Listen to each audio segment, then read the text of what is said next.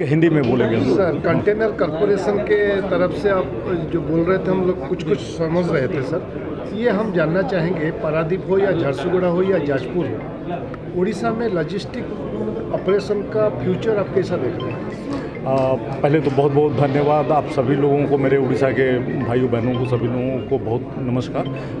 जो मैंने देखा है यहाँ भुवनेश्वर, जाजपुर, पारादीप और पूरे उड़ीसा में घूमने के बाद में जो मुझे समझ में आया है, पिछले 10 साल में अगर देखा जाए तो बहुत ही ज़्यादा विकास इधर हुआ है इंफ्रास्ट्रक्चर को लेकर के। और जो हमारी भारत सरकार का जो फोकस है, जो हमारे राज्य सरकारों का जो फोकस है, वो बहुत ही ज़्यादा वो पब्लिक ओरिएंटेड है, जनता की भलाई और उनके विकास के लिए जो यहाँ पे काम हो रहा है। तो इंफ्रास्ट्रक्चर के साथ साथ जो हमारी लॉजिस्टिक्स की जो पॉलिसी है वो उसी हिसाब से इसमें काफ़ी बदलाव किया गया पहले से, और बिज़नेस बहुत ही आसान करने की कोशिश की जा रही है।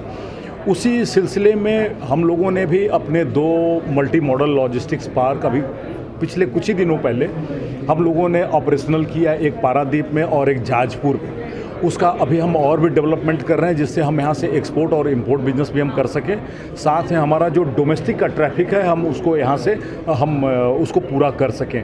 जो भी हमारे स्टील प्लांट्स हैं, जो भी हमारे ओर से रिलेटेड हमारे जितने भी माइंस हैं, जहाँ से ब्रेक बल्क में हम एक्सपोर्ट इंपोर्ट जंबो बैग्स में कर सकते हैं, जहाँ पे हम अपने कंटेनराइज्ड जो हमारा आइटम्स है, फिनिश्ड प्रोडक्ट है, हम उसको देश और अपने देश के कोने कोने तक हम लोग भेज सकते हैं। हमारे जो ऑलरेडी 64 टर्मिनल हमारे काम कर रहे हैं। साथ हमारी बहुत सारी CRT लोकेशंस भी हैं जो रेलवे लोकेशंस हैं, और प्राइवेट साइडिंग से हमारी बहुत सारी हैं जहां हम लोग जो है काम कर रहे हैं। तो हम लोग लॉजिस्टिक्स में जो भी रिक्वायरमेंट है, जो भी ज़रूरत है इंडस्ट्री की, हम उसके हिसाब से हम काम कर रहे हैं। और ट्रेड स्पेसिफिक अगर किसी बिजनेस की कोई एक विशेष आवश्यकता है, जैसे किसी को अगर बड़े voluminous product like FMCG, fridge, television, इस तरीके के आइटम्स ले जाने हैं, उनके लिए हम लोगों ने भी कुछ दिन पहले ही, हाल में ही तकरीबन 6 महीने पहले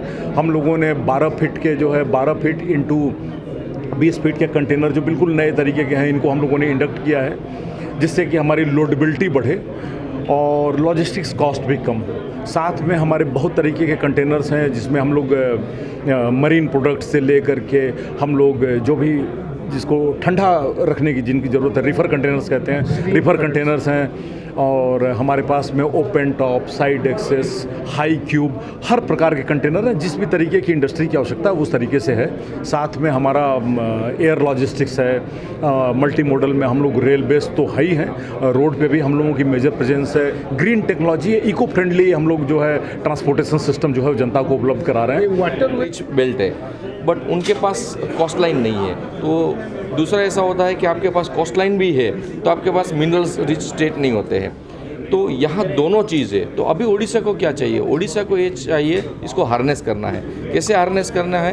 कि अपना मोर एंड मोर इंडस्ट्री लाने का है, क्योंकि हम सिर्फ रॉ मटेरियल्स को एक्सपोर्ट करेंगे तो उसमें कोई वैल्यू एडिशन नहीं हो रही है।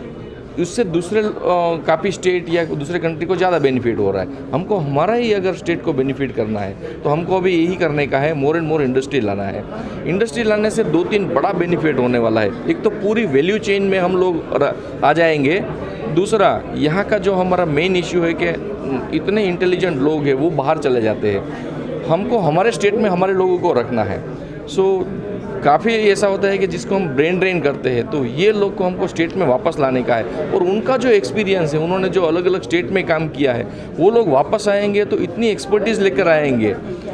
और हमेशा ऐसा होता है कि जो इंडस्ट्रीज़ अभी इस्टेब्लिश होगी उसको जो बेनिफिट है वो डबल है। आप सोचिए, जो 50 साल पहले जो इंडस्ट्री डेवलप हुई है दूसरे स्टेट में, तो उनके पास पुरानी टेक्नोलॉजी है। जब हम ओडिशा में अभी स्टार्ट करेंगे तो हम पूरी नई टेक्नोलॉजी से स्टार्ट करेंगे, फ्रेश माइंड से स्टार्ट करेंगे। हमारे पास लैंड है, हमारे पास वाटर है, हमारे पास पावर है, हमारे पास मिनरल ब्लॉक्स है, हमारे पास इतना कॉस्ट है। तो हम जब ये स्टार्ट करेंगे अपने industries revolution, and I am sure government is now thinking very very aggressively to start this.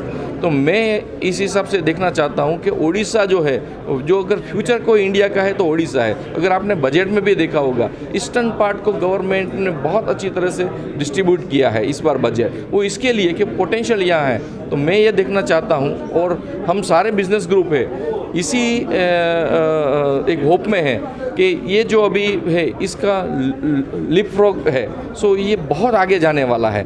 तो इसका जो जंप है बहुत बड़ा जंप है। So we all are fortunate to be here in Odisha, and I am sure Odisha is the next level of our destination to many industries, and जो already आगे है Odisha में, जो first mover advantage लिया है, they will take much more benefit. So I give accreditation to all these bureaucrats, to all this political party and all the well-wishers of Odisha, जिन्होंने ये इतना अच्छा ओडिशा को यहाँ तक लाया है। सो अब हमारी फ़र्ज़ है, उन्होंने यहाँ तक लाया है, अगर हम आगे नहीं ले जाएंगे तो कौन ले जाएगा। तो मैं जगन्नाथ जी का उतना शुक्रिया गुजार कर रहा हूँ कि वो लोग ने हम सबको यहाँ भेजा है कि भाई आप इसको और आगे लेवल पे ले जाओ। तो ये मेरे लिए बहुत एक बड़ी अपॉर्चुनिटी होगी कि अगर मैं कुछ कंट्रीब्यूट कर पाऊँ इस स्टेट के लिए, और हम सब लोग अगर इस स्टेट को आगे ले जाए